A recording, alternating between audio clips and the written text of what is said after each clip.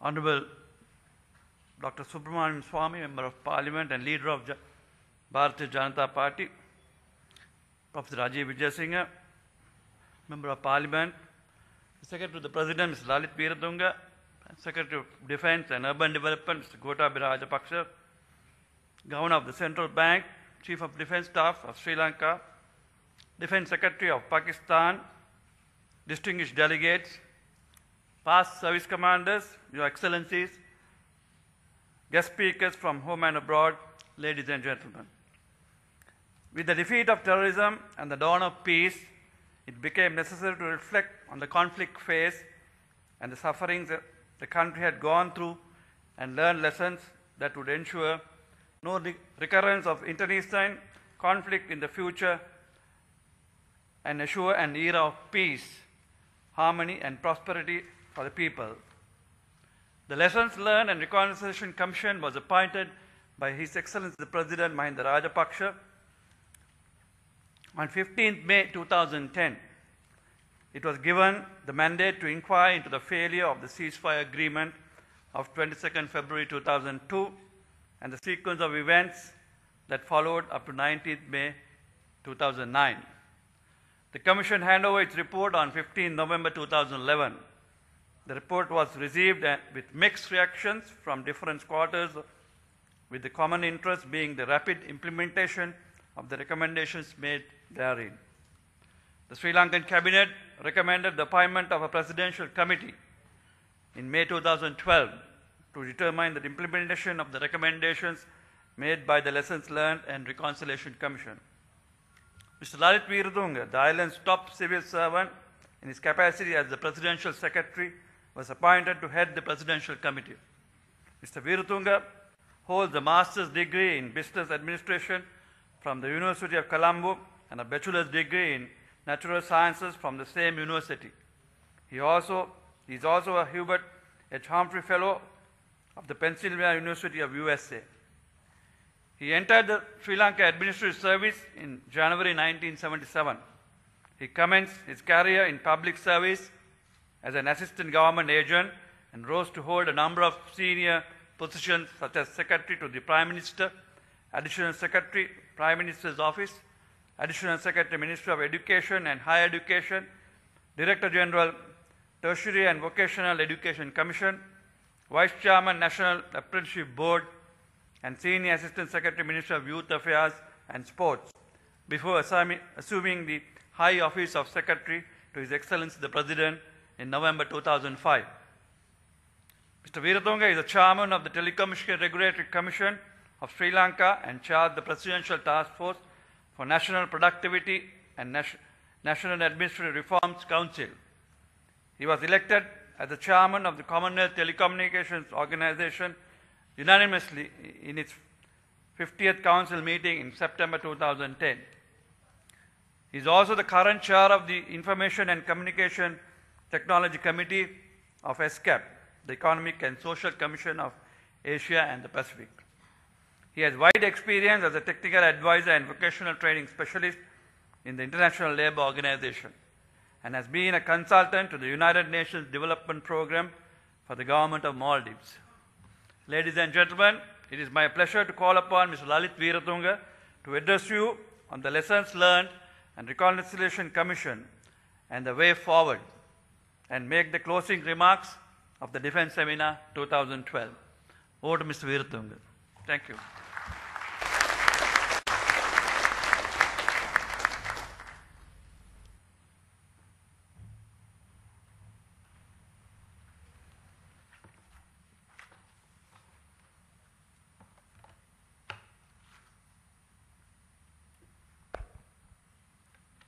Honourable Members of Parliament from Sri Lanka and India, Mr. Nimad Cabral, Governor of the Central Bank of Sri Lanka, Mr. Gotabaya Rajapaksa, Secretary, Ministry of Defence and Urban Development, High Commissioners and Ambassadors accredited to Sri Lanka, Chief of Defence Staff of Sri Lanka, Commander of the Sri Lanka Army, distinguished delegates, senior military officers, and friends. It is certainly a great privilege to be afforded the opportunity to address this august gathering and share some thoughts and information on a topic that is of crucial importance to Sri Lanka in the post-conflict period. I also feel honored that I have been asked to make the closing remarks. Well, having listened to the address by Mr. Gotabaya Rajapaksa, I have no doubt that you are fully apprised of what has been done in the relatively short post-conflict period, that is 3 years of rebuilding the nation as against 30 years of mayhem, destruction, and uncertainty. Persistent and long-term conflicts deal harsh blows on any country's social and cultural fabric and the economic infrastructure. Sri Lanka too suffered its share of adversity during the 3 decades of terrorism, during which time too many opportunities were lost for economic advancement and social harmony. Soon after a conflict, the priority of a country, as is that of the Sri Lankan government, hinges on the post-war 5 Rs that have been discussed thoroughly during this seminar. In his address, the Defense Secretary, Mr. Gotabaya Rajapaksa, explained in great detail the immediate steps taken by the Sri Lankan government at the end of the conflict to provide relief to affected parties. Large-scale relief assistance programs were carried out by the armed forces. Government agencies got into the act to plan programs for implementation over the mid-term and long-term. Majority of these activities are in fact now in progress, as you would have witnessed. An important element in post-conflict nation building is to understand what happened in the past that aided in the conflict, acknowledge the sufferings of all those who were affected in some form or another, and to take precautions to ensure that there is no room for further conflicts in future. In this regard, one of the measures undertaken by the government, as you have heard, was the establishment of a commission of inquiry on lessons learned and reconciliation, the LLRC. The Commission of Inquiry on Lessons Learned and Reconciliation was sanctioned under a presidential warrant by His Excellency the President in May of 2010. I would like to quote from the first few lines of this proclamation, where His Excellency had noted, among other things, the following needs that I intend to share with you to give you an idea on why we undertook this mission. The proclamation states, and I quote, "Whereas I am of the opinion that an opportune moment has arrived to reflect on the conflict phase and the sufferings the country has gone through as a whole, and having regard to the common aspirations of all, we have collectively resolved that our people are assured an era of peace, harmony, and prosperity.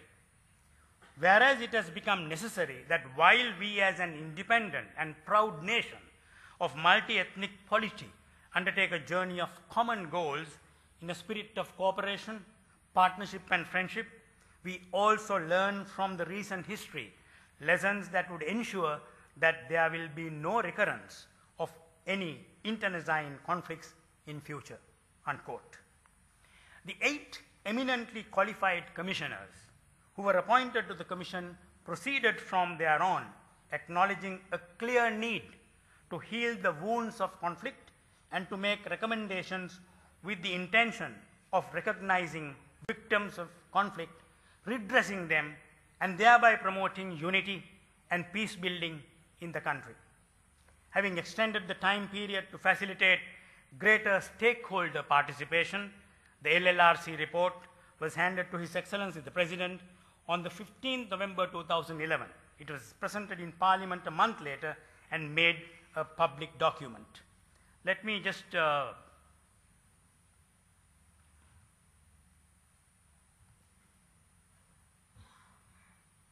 these are the key dates, just to give you a summary. The LLRC report, which is originally in English, has now been translated into Sinhala and Tamil and will be published very soon to facilitate those involved in the implementation process as well as to communicate to various stakeholders and communities. Chapter 9 of the LLRC report provides the reader with a summary of the principal observations and recommendations.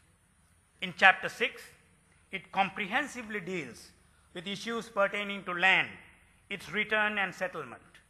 In Chapter 7, it discusses issues and recommendations on restitution and compensatory relief, and in Chapter 8, it comprehensively deals with the reconciliation and focuses on issues impacting on post-conflict reconciliation. The LLRC had made 285 recommendations in all, which included several sub-recommendations under them. These fell under 4 broad categories. Recommendations relating to national policy. As you would see, there were 33 main recommendations. Recommendations relating to final phase of the conflict. There are 8 main recommendations. Recommendations relating to human rights and national security.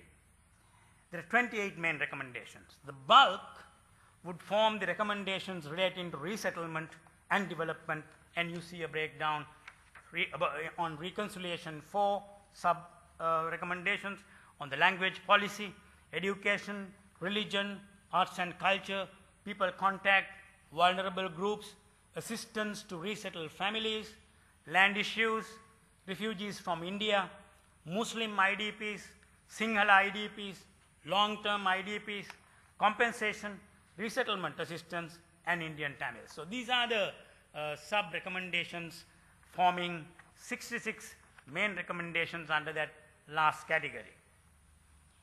Broadly speaking, as you would know, there are 135 main recommendations within the 285 recommendations contained in the LLRC report. One of the first responses by the government was to identify recommendations appropriate for smooth implementation and determine priorities in respect of this process. Views expressed by political parties and civil societies were received by the Presidential Secretariat. Due to the extensive nature of coordination necessary for effective implementation of the LLRC recommendations, the Cabinet of Ministers decided in May this year to introduce a suitable structure for this purpose. Cabinet decided that the overall responsibility of ensuring effective implementation and monitoring of the LLRC recommendations would reside with the Secretary to the President. Over several meetings, a task force headed by me compiled the National Plan of Action to implement the recommendations of the LLRC to ensure the Cabinet mandate is given effect to. This plan of action was approved by the Cabinet of Ministers in July this year after 2 months of the appointment of the task force. Just to maybe briefly to give you, there are 24 key ministries and agencies involved in this implementation process, and it is a holistic, coordinated exercise. We noted that more than 70 recommendations in the LLRC report were closely related to recommendations that were already made in the National Action Plan for the Protection and Promotion of Human Rights prepared in 2011. Some of these recommendations have already been given effect to, giving the task force a head start in the implementation of LLRC recommendations.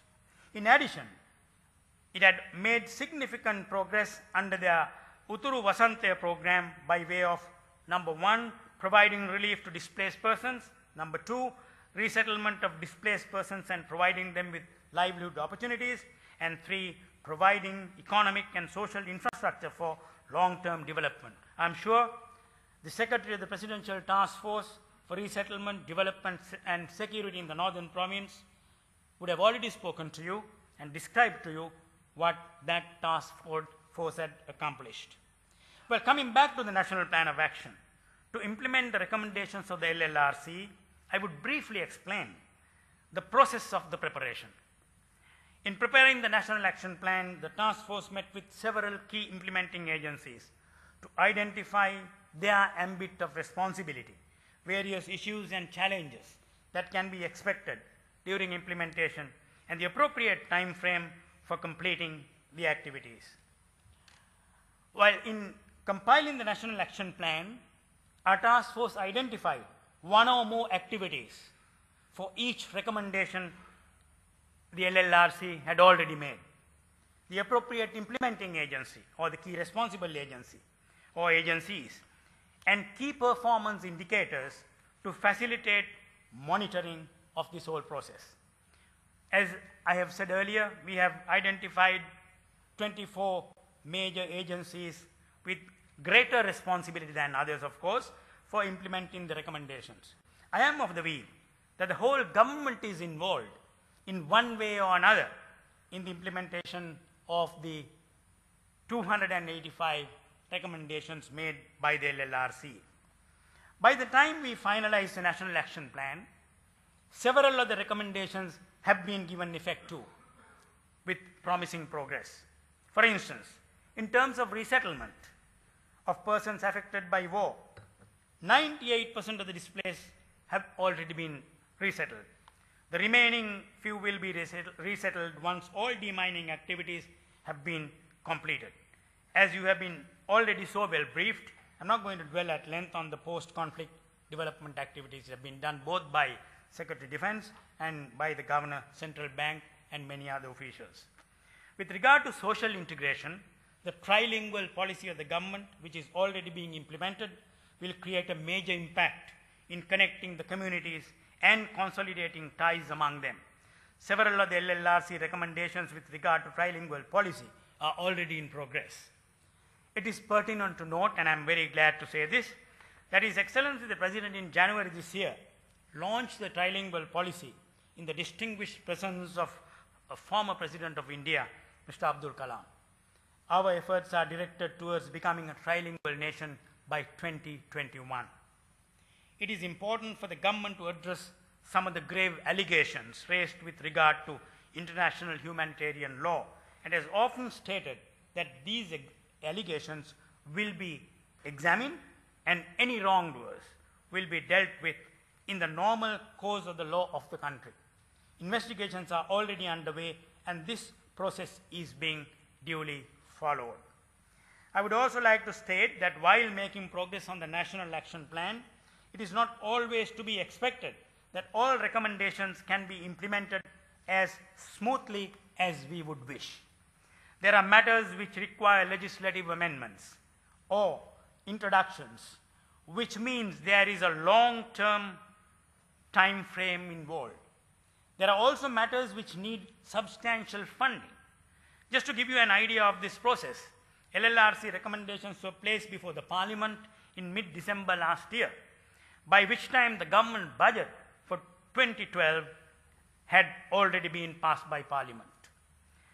There are many activities in our National Plan of Action that require specific and substantial budgets, and these will have budgets in the 2013 national budget of the government that will be placed before Parliament in November this year. So you will see that bulk of the recommendations would start or might even be completed during the year 2013. Many of the recommendations assigned for implementation by the Ministry of Lands, which I think is a very important set of recommendations, relate to policy matters which require extensive stakeholder consultations before implementation. We are dealing with land in the north and east, which once belonged to persons who had left the country decades ago and now settled in various parts of the world. Since then, some of these lands have been occupied for well over 10 to 15 years by other persons who also claim their legitimate right. There are also many lands that the LTT forcibly took over from innocent people. As records in the land registries have been destroyed by the LTT, it's a huge task to determine the true owners of these lands in the north. These are issues which are considered high priority from the standpoint of displaced landowners, particularly those wishing to return to the country. If not resolved with careful consideration, they will also be matters of dispute for a long period of time by various aggrieved parties. I have placed before this August gathering the salient features of the National Plan of Action to implement the recommendations of the LLRC. The coming months and years are of crucial importance to Sri Lanka as we actively implement the recommendations. We have already gone before the media when we unveiled the National Plan of Action, and we hope to brief the local and international media from time to time as and when it is appropriate to do so. As a way of making closing remarks at the Defense Seminar 2012 with the theme towards lasting peace and stability, I wish to state that this forum has provided to a large number of personnel, both from the militaries and the civilian administrations of many countries, the unique opportunity to be informed, to discuss, and to arrive at certain conclusions on the story of Sri Lanka's post-conflict period. In conclusion, may I be permitted to say that any government, whether it had undergone a conflict period or not, has to continue learning on how and what it should do in the best interests of its people. We know that countries without any established conflict can still experience bouts of social unrest that will prevail even for several weeks. As long as there are people or groups harboring narrow vested interests, which they are prepared to achieve at any cost, such a country is always at the risk of inflaming into a conflict or a war. Ours is over now. This is our opportunity to learn from what happened and to make every effort that it will not happen again. I believe that Sri Lanka is traveling on that right track. Let me finally say, actually quote from what His Excellency the President, when he presented his vision for the future in January 2010, what he told his fellow beings. I promised you a free nation. I promised you sustainable development. I assured you a better society. I assured you a land of plenty. I delivered. The children of Mother Lanka, Sinhala, Tamil, Muslim, Malay, Burgher, look to us with hope, to be their trustee, to be the one to realize their dreams. Thank you.